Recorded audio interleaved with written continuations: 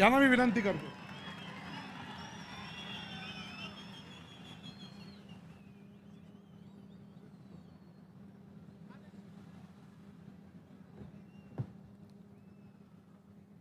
महाराष्ट्राचे आराध्य दैवत छत्रपती शिवाजी महाराज, परमपूज्य डॉक्टर बाबासाहेब आंबेडकर, सावित्रीबाई फुले, महाराष्ट्र नवनिर्माण सेनेचे अध्यक्ष सन्माननीय राजसाहेब ठाकरे, व्यासपीठावर बसलेले सर्व मान्यवर, सन्माननीय व्यासपीठ आणि सन्माननीय राजसाहेबांचे विचार ऐकण्यासाठी या शिवतीर्थावर जमलेले सर्व माझे सहकारी महाराष्ट्र सैनिक बंधू भगिनींनो, आपल्या सर्वांना सस्नेह जय महाराष्ट्र.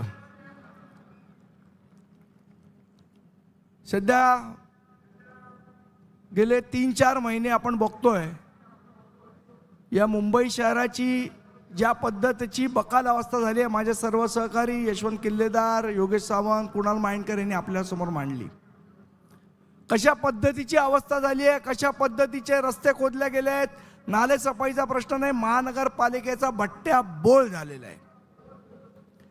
पण त्याचबरोबर अजून एक गोष्ट आपल्याला दिसते,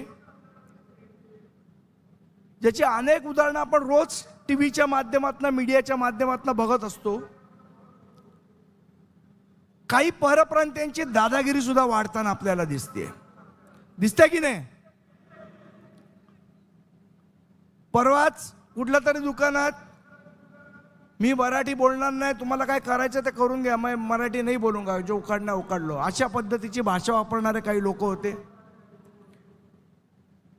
कल्याणला मराठी माणसाला मारहाण करणारे काही लोक होते. काही सोसायट्यांमध्ये जाणीवपूर्वक मराठी माणसांवर दादागिरी करणारे काही लोक आहेत. मला त्यांना एकच सांगायचं आहे, त्यांच्या भाषेत समजेल अशाच भाषेत सांगतोय. महाराष्ट्र नवनिर्माण सेनेच्या महाराष्ट्र सैनिकांनी हमने काम करने का तरीका बदला है, हमारे तेवर नहीं बदले हैं, हे त्यांनी लक्षात ठेवायचं.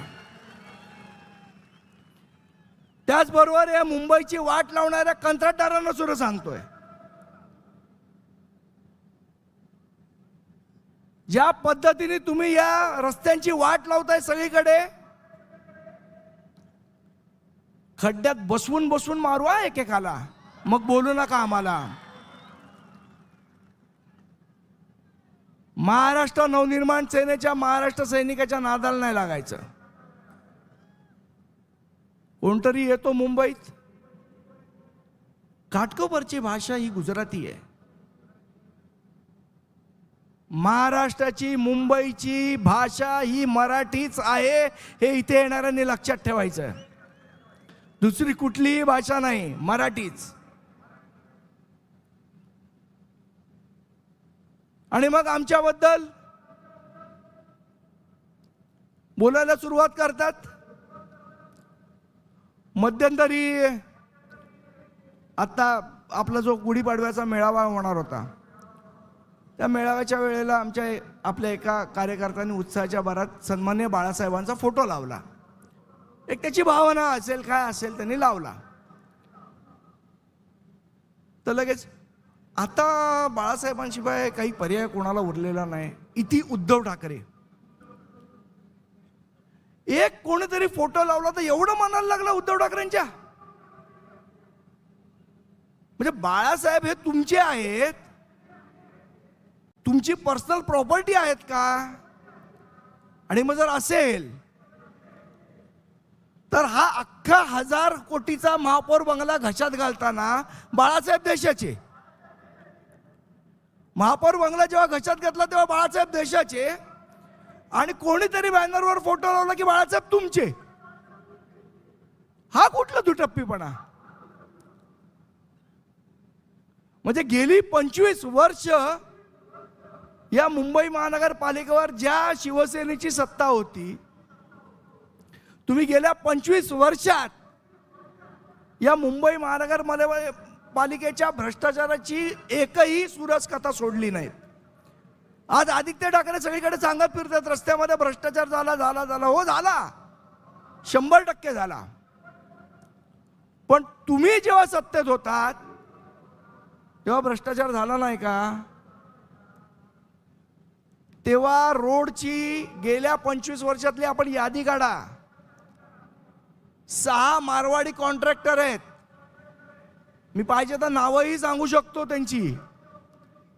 त्या मारवाडी कॉन्ट्रॅक्टरच्या व्यतिरिक्त कोणालाही महापालिकेत रस्त्याची कामं मिळत नव्हती. मग ते मारवाडी 6 कॉन्ट्रॅक्टर, माझा प्रश्न आहे, शिवसेनेचे जावई होते का की त्यांनाच कामं मिळत होती? का कॉर्पोरेट कंपन्यांना कामं दिली नाहीत? का आमचा एखादा मराठी कॉन्ट्रॅक्टर महानगरपालिकेत काम करू शकत नव्हता? का किती आमच्या मराठी मुलांना तुम्ही महानगरपालिकेतली कामं दिली, त्यांना सक्षम बनवलं?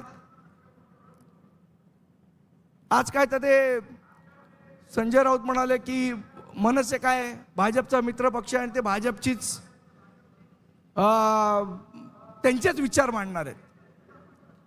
अरे 2019 पर्यंत याच भारतीय जनता पक्षाची चड्डी संजय राऊत तुम्ही घालत होतात ना, तेव्हा ती चड्डी आवडत होती ना तुम्हाला. सन्माननीय राजसाहेबांचं इथे आगमन झालेलं आहे. इंद्रजनी जंब पर वादवसु अंब पर रावण स रंब पर रघुकुल राज है.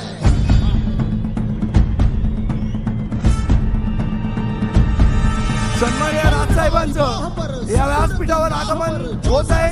काही क्षणातच साहेबांचं आगमन इथे होत आहे. महाराज प्रौढ प्रताप पुरंदर क्षत्रिय कुलावतांश सिंहास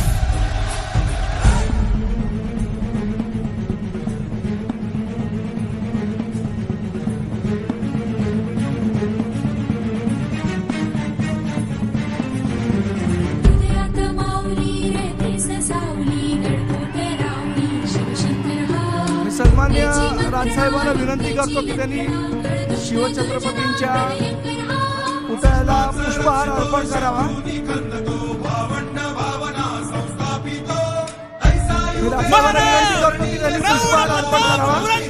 क्षत्रिय कुलावतांश सिंहासनाधीश्वर राजाधिराज गौ प्रजापती पालक छत्रपती शिवाजी महाराज की जय. जय शिवाजी. हा सेतू हिमाचल हिंदूंचे कैवारी लाखो युवकांचे प्रेरणास्थान अखंड हिंदुस्थानाचा नरसिंह शिवमुद्रा ध्वजधारक हिंदू धर्मरक्षिता प्रबोधनकार विचारक हिंदू जननायक सन्माननीय राजसाहेब ठाकरेंचा